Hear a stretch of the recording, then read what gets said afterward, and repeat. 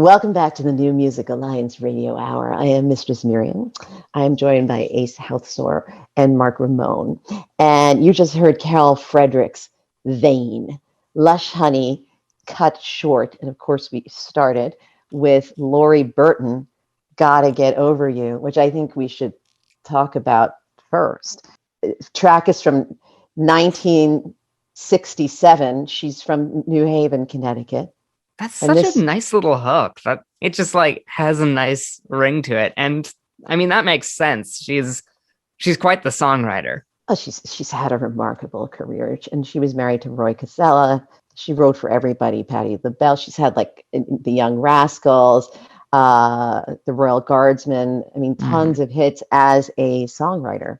But this is her, and it's really got that '60s sound to it. Powerful. Yeah. All three of these songs are like the most powerful intro set we've ever done. Yeah, I just love that. I love big like. Really starts out strong. She was from New Haven, Connecticut. Studied at the University of Hartford as well.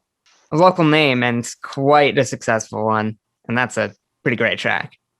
Then, of course, Lush Honey, their Northampton, Massachusetts band. Very, very fun. I've always kind of liked their funky. They've got some very strong funk basis, but it's still very smooth, you know. It's super Lush super Honey. Smooth. Yeah, the name it speaks for itself. It is Lush Honey, very smooth, very. I mean, that's what this whole opening, block is about. It's about.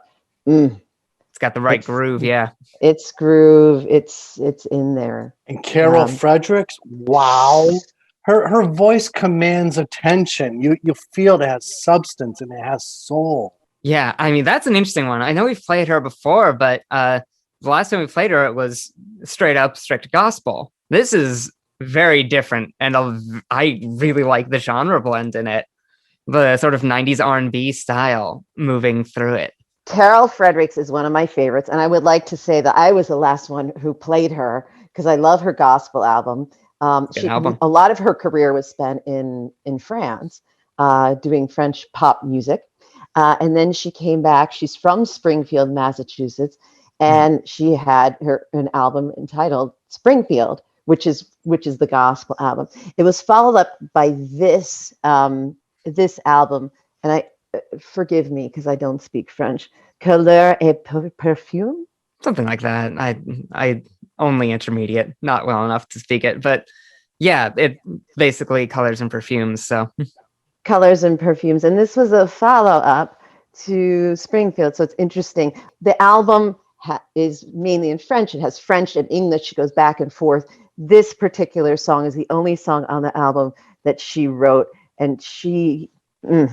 Yeah, like there's obviously the gospel tinge, there's the R&B drum style, there's the guitar in it as well for those tasty riffs. It's quite the blend, and I'm gonna have the chorus of this song stuck in my head probably all week.